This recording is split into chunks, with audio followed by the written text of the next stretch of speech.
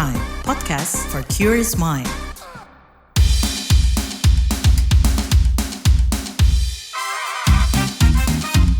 What's Trending KBR Pagi, siaran pagi radio paling update.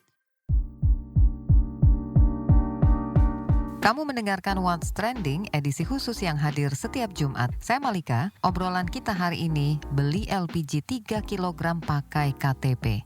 Sejak 1 Januari 2024, aturan baru pembelian tabung LPG 3 kg atau gas bersubsidi resmi berlaku. Dalam aturan itu, mereka yang bisa membeli gas melon adalah warga yang telah terdata sebagai warga yang berhak sesuai data Pensasaran Percepatan Penghapusan Kemiskinan Ekstrim atau P3KE. Nah, berdasarkan data P3KE, terdapat 189 juta nomor induk kependudukan atau NIK yang berhak menggunakan LPG 3 kg. Upaya ini bertujuan agar besaran subsidi benar-benar dinikmati oleh masyarakat yang berhak sesuai kewajaran konsumsi. Untuk mengetahui apakah Anda termasuk yang berhak atau tidak, Anda bisa memeriksakan statusnya dengan menunjukkan KTP di sub penyalur atau pangkalan resmi. Lalu bagaimana kalau belum terdata? Direktur Jenderal Minyak dan Gas Bumi di Kementerian Energi Sumber Daya Mineral, Tutuka Aryaji, menyatakan masyarakat yang belum terdata bisa mendaftarkan diri di sub penyalur atau pangkalan resmi. Caranya mudah dan cepat saja. Anda hanya perlu menunjukkan KTP dan kartu keluarga atau KK. Pemerintah dan Pertamina menjamin data konsumen LPG 3 kg pada aplikasi Pertamina akan terlindungi sesuai Undang-Undang tentang Perlindungan Data Pribadi. Sepekan berjalan, aturan ini menuai kritik. Selengkapnya kita bahas bareng News Editor KBR Wahyu Setiawan usai jeda. Lu udah tahu soal ini belum sih? Lihat dong. Oh, ini mah gue udah tahu. Seru banget, sumpah. Hah? Apaan tuh? Ini loh yang lagi viral itu. Hah? Gimana? Daripada FOMO, mending lu dengerin deh podcast Homo Sapiens. Hah? Setiap hari Jumat hanya di kbrprime.id dan platform mendengarkan podcast lainnya. No more fear of missing out tips. KBR Prime, podcast for curious mind. What's Trending KBR Pagi, siaran pagi radio paling update. Balik lagi di What's Trending edisi khusus setiap Jumat. Topik kita kali ini, beli LPG 3 kg pakai KTP.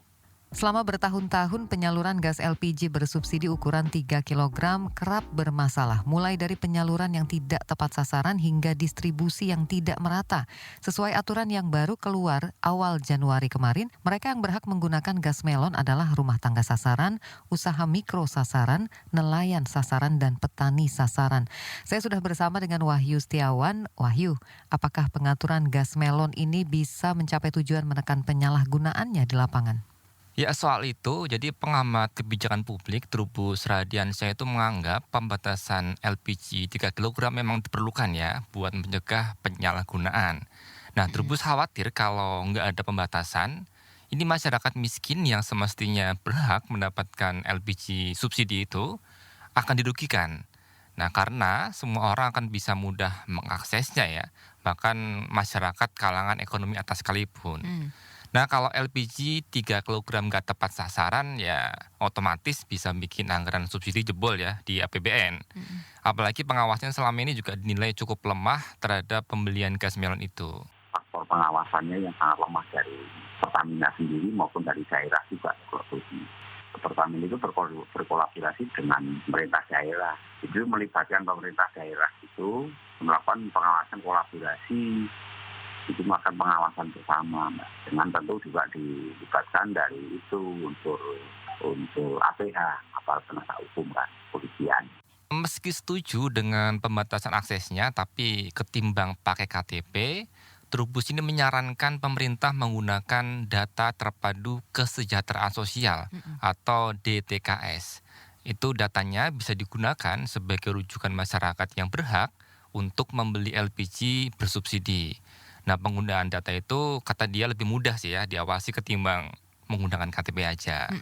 Oke, jadi Wahyu, ada nggak sih dampak yang mungkin timbul dari belait baru ini ya? Karena tadi kan di atas disampaikan lebih bagus pakai DTKS ya ketimbang pakai yang pensasaran tadi ya, P3KE gitu ya?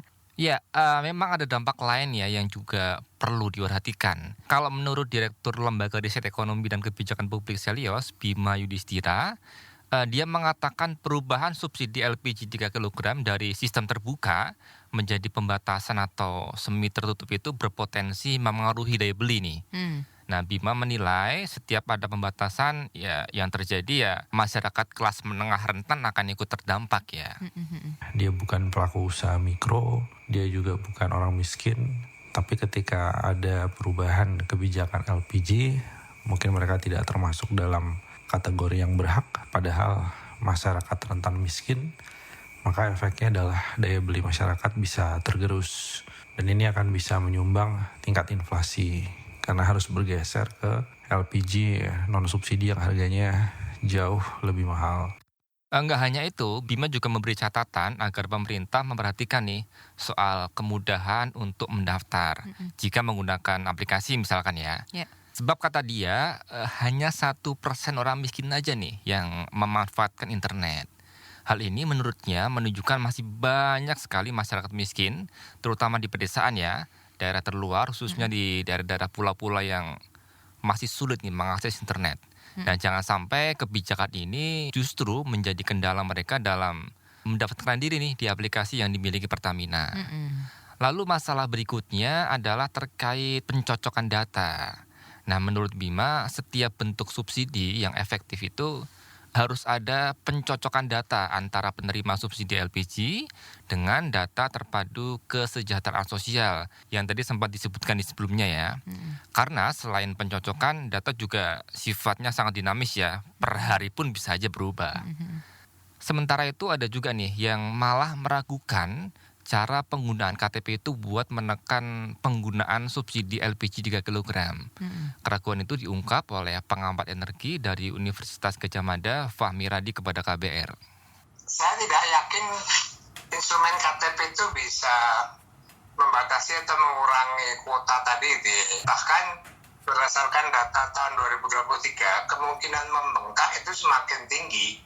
Sudah beberapa kali misalnya permintaan LPG 3 kilo itu meningkat sangat drastis, sementara permintaan LPG yang non-subsidi yang 12 kilo itu kan semakin menurun Nah, terus data tadi saudara menunjukkan bahwa terjadinya migrasi.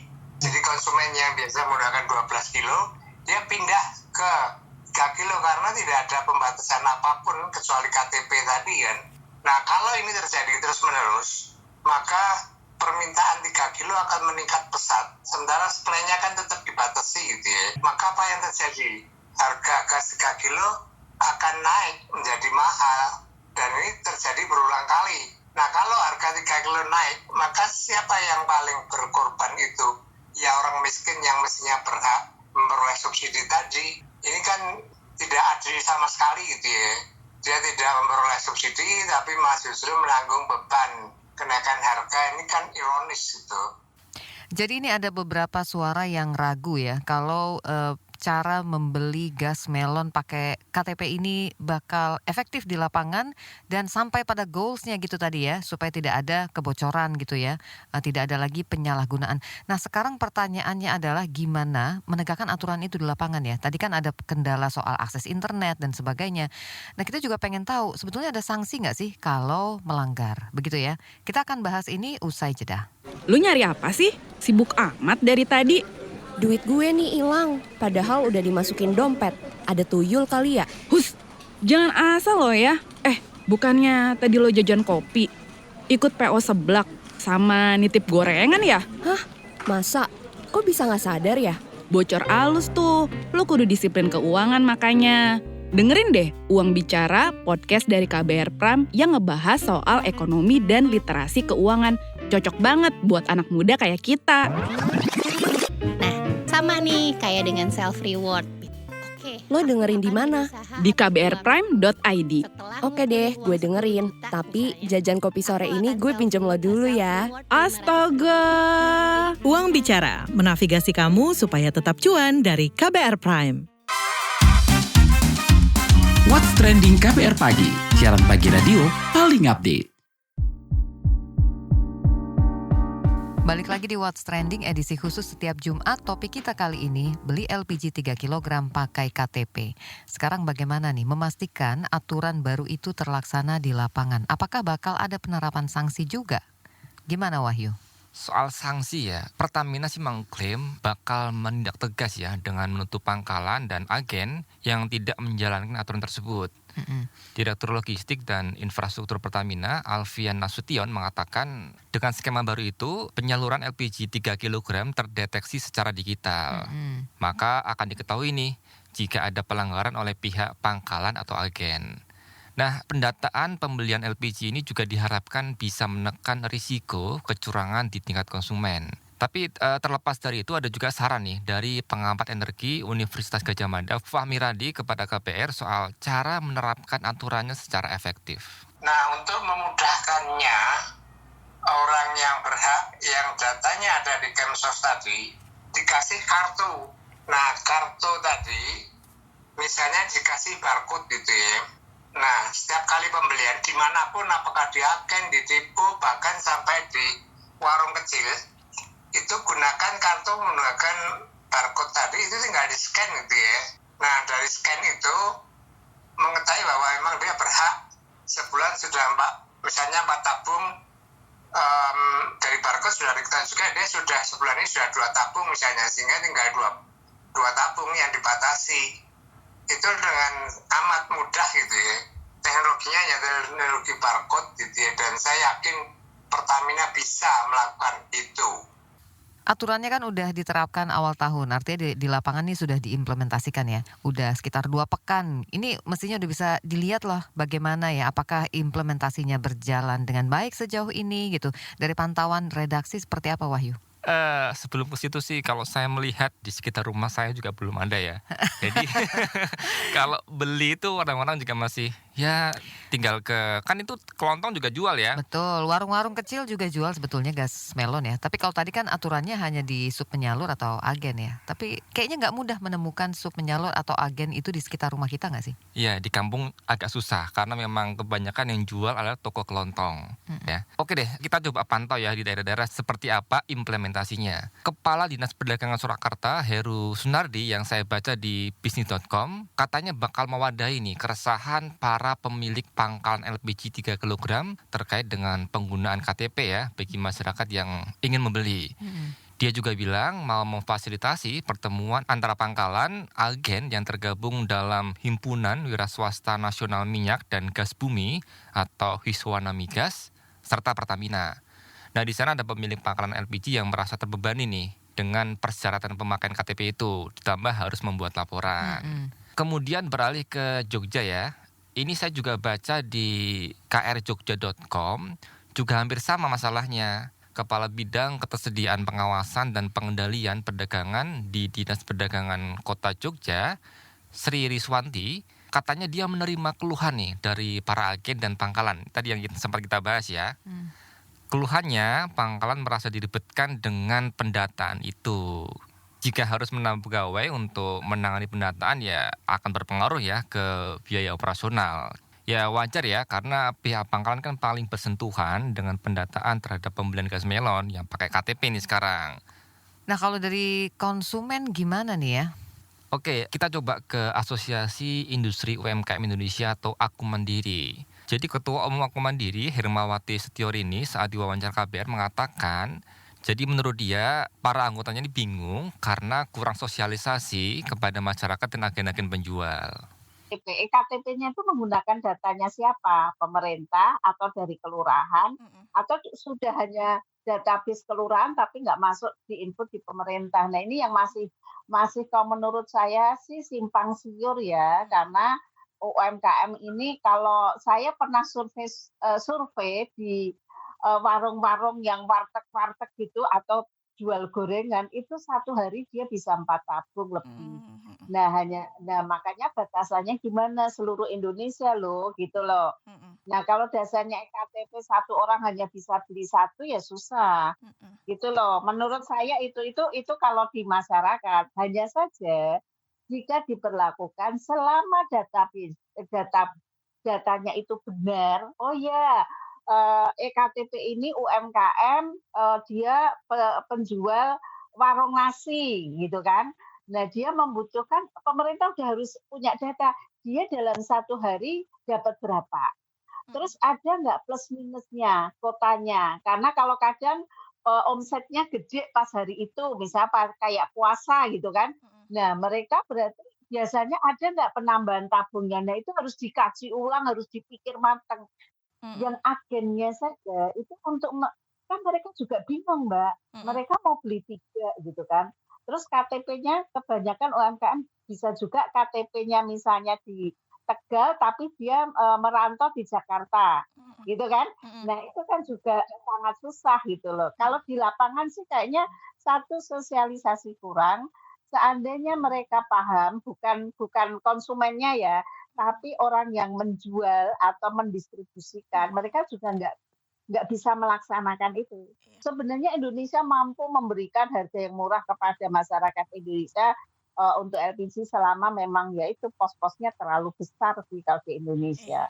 Salah satu untuk menjadi benar, data itu harus benar dulu, baru nanti kebijakan.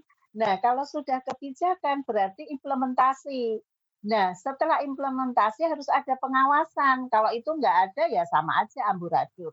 Setali Tiga Uang, Yayasan Lembaga Konsumen Indonesia atau YLKI, menilai aturan pemberlakuan wajib KTP untuk pembelian LPG 3 kg itu masih minim literasi ya di masyarakat.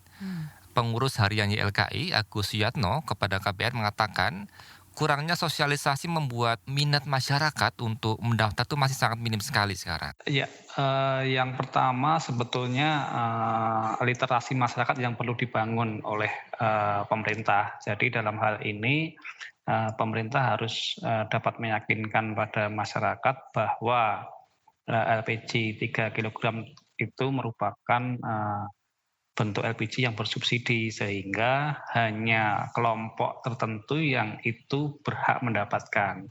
Dengan demikian perlu mekanisme penyaluran yang tepat. Nah, mekanisme penyaluran yang tepat itu adalah penyaluran dalam bentuk tertutup. Dan penggunaan KTP itu merupakan salah satu upaya penyaluran dalam bentuk tertutup. Nah, ini yang perlu disampaikan kepada publik, kepada masyarakat. Jadi literasi ini yang harus dibangun oleh pemerintah. Itu pertama. Kemudian yang kedua, pemerintah juga perlu memiliki mekanisme untuk mengevaluasi. Jadi ketika pertama kali digulirkan, itu harusnya pemerintah juga melakukan evaluasi setiap 1 bulan ataupun 2 bulan. Apakah masyarakat sudah dapat mengakses tersebut atau seberapa besar masyarakat sudah mau mendaftar. Ini perlu dievaluasi sehingga jangan sampai pada hari hanya akan dilaksanakan itu belum tercover keseluruhan. Nah, ini yang tidak dilakukan oleh pemerintah. Dia lantas menyarankan kebijakan aturan wajib KTP untuk membeli itu ditunda dulu nih, sampai betul-betul sosialisasinya merata. Hal ini untuk menghindari kebingungan antara masyarakat selaku konsumen dan distributor. Menurutnya, kebijakan ini akan berhasil dilaksanakan jika pendataan lebih terstruktur di lapangan. Kalau dalam melakukan evaluasi dan sosialisasi belum dilakukan dengan baik, ada baiknya pelaksanaan ini untuk ditunda. Karena apa? Ini justru akan membuat kebingungan di masyarakat, bahkan bisa terjadi chaos antara distributor atau pedagang dengan konsumen, dengan masyarakat. Jadi ini yang perlu dilihat lebih jauh di lapangan. Jadi sebelum ada pendataan yang baik, kemudian terstruktur dengan benar, ini sebaiknya memang penggunaan KTP untuk pembelian gas LPG 3 kg dievaluasi atau bahkan ditunda. Oke, jadi memang sejauh ini kita lihat masih ada beberapa problem ya untuk menerapkan aturan baru ini, mulai dari pendataan, kemudian sosialisasi yang sepertinya belum merata gitu sehingga mereka yang ada di garda paling depan ya, agen, penyalur ini juga masih mengalami kebingungan. Toko kelontong juga. Toko kelontong, apakah dilibatkan kita belum tahu. Apakah bisa daftar di situ. Kalau dalam aturannya kan sub penyalur dan agen ya. Nah, mereka sendiri di tingkatan yang paling bawah yang akan bersentuhan dengan masyarakat masyarakat aja masih belum, ibaratnya belum paham banget. Dan sebagian juga merasa keberatan. Nah ini nih, soal keberatan ini sih menurutku yang penting. Dan masyarakat sendiri juga merasa kayak ini merepotkan. Mungkin jadi malas untuk mendaftar. Ini membuka celah-celah lain gak sih Wahyu? Untuk akhirnya kita bisa mendapatkan tabung LPG 3 kg dengan cara tidak perlu mendaftar gitu. Atau ada rumit. Iya kan? Ya ini akhirnya membuka celah-celah baru lagi untuk penyalahgunaan penyaluran gitu kan di lapangan. Tapi sejauh ini pendapat kalian nih soal aturan baru ini seperti apa? Karena aku yakin para pendengar ini juga sebagian menggunakan LPG melon ini. Apakah sudah ada yang mendaftar pakai KTP? Sudah pernah beli pakai KTP? Kamu bisa komentar soal ini ya. Silahkan ketik di kolom komentar yang tersedia di platform mendengarkan podcast kesayanganmu. What's Trending hadir di KBR Prime, Spotify, dan Noise. Demikian What's Trending edisi Jumat. Saya Malika dan News Editor Wahyu Setiawan pamit. Sampai jumpa pekan depan.